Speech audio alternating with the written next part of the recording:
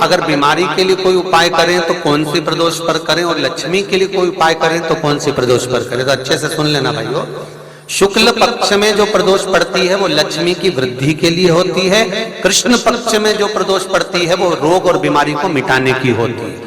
तो जितने उपाय आपको प्रदोष के बताए जाते हैं उस हिसाब से आप करो कि शुक्ल पक्ष की प्रदोष है तो लक्ष्मी का कोई उपाय करना है तो हमें शुक्ल पक्ष की प्रदोष पे करना है। अगर हमें बीमारी से निपटने का कोई इलाज करना है या कोई उपाय करना है तो उसको कृष्ण पक्ष की प्रदोष पर करना है। अब शुक्ल पक्ष की प्रदोष, उसकी प्रदोष का दिन था, बैठा हुआ था।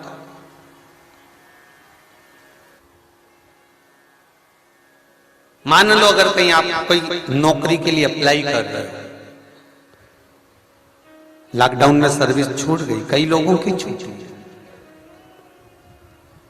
कंपनियां कई बंद भी हो गई, कई कंपनियों से निकाल भी दिया गया, कहीं पत्नी परेशान हो रही है, कहीं पति परेशान हो रहा है, आप कहीं अप्लाई कर रहे हो तो जैसा माता उमा ने प्रदोष काल में, प्रदोष के समय पर, प्रदोष काल के अंतर्गत बेलपत्री का स्मरण किया है, वो बेलपत्र का स्मरण अगर संसार का मनुष्य कर लेता है तो महाराज ब्रह्मवृत्ता पुराण कहती है कि उस जीव का ऐसा कोई कार्य नहीं जो सफल नहीं होता। महाराज मेरा निवेदन रहेगा, किसी एग्जाम में आप बैठ रहे हो, इंटरव्यू के लिए जा रहे हो, किसी कार्य के लिए जा रहे हो, नौकरी नहीं लग रही, सर्विस नहीं लग रही, तो महाराज तांबे के कलश में 11 बेलपत्र को रखा जाए और तांबे के कलश में 11 बेलपत्र रखकर उसमें 11 सफेद पुष्प को डाला जाए।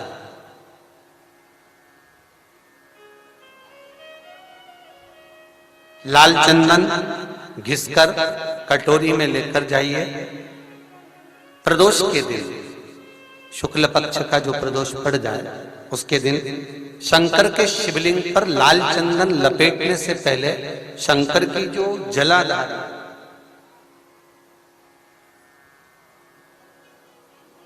महाराज ये शिवलिंग है,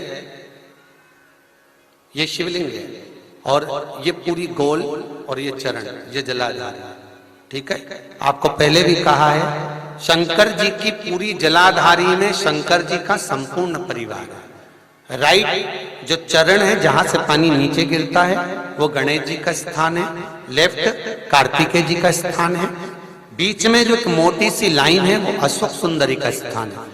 जहां पर शिवलिंग रखा हुआ है ये माता जगत जननी जगदम्बा का हस्त कमल है। शंकर भगवान को मां अपने हस्त कमल पर रखी हुई है। ऊपर से जो बूंद बूंद पानी जलाधारी से नीचे गिर रहा है ये शंकर भगवान की 5 लड़कियां हैं, जया, विषहरा, सामरीबारी, दोतली और देव। ये ऊपर से बूंद बूंद जल क्रीड़ा शंकर जी के साथ में करती हैं। शंकर भगवान का संपूर्ण परिवार जलाधारी में विराजमान है। शिव महापुराण कहती है, माता उमा का चरित्र कहता है, कोई एग्जाम में बैठ रहे हो, कोई कंपटीशन एग्जाम में बैठ रहे हो और चाहते हो कि मेरी नौकरी इसमें लगना ही चाहिए तो लाल चंदन का लेपन आपको इस पूरी जलाधारी पर करना है। लाल चंदन का लेपन पूरी जलाधारी पर करना। और महाराज जी जिस कलश में आपने घर से 11 बेलपत्र और 11 सफेद पुष्प जल के अंदर डालकर लाए हो उसको आप चढ़ाएंगे तो इस तरह से चढ़ाएंगे कि उसका भाग हमें दिखे चढ़ते समय, ऐसे नहीं चढ़ाना, उसको चढ़ाते समय इस तरह से चढ़ाएं कि वो जल का भाग हमारी ओर गिरता हुआ। महाराज जब आप वो समर्पित कर दें बेलपत्र पुष्प आदि सभी चीजें, उस चंदन का एक थोड़ा सा भाग पूरी जलाधारी पर हाथ फेर कर अपने दरवाजे पर आते आते उसका स्पर्श कर दें। जिस दरवाजे से आप एग्जाम देने के लिए जाओगे, जिस घर से आप जाओगे, अपने घर के किसी भी दरवाजे पर उसका हाथ लगा दें या कोई स्थान को छू लें। जिसको आप दरवाजे को खोलकर दरवाजे को स्पर्श कर कर या दीवार को छूकर या अलमारी को छूकर जिसको भी छूकर आप जाओगे उसका स्पर्श कर लेना। फिर आपको कुछ नहीं करना है, उमा और महेश ही सब कुछ करेंगे जो उनको करना है।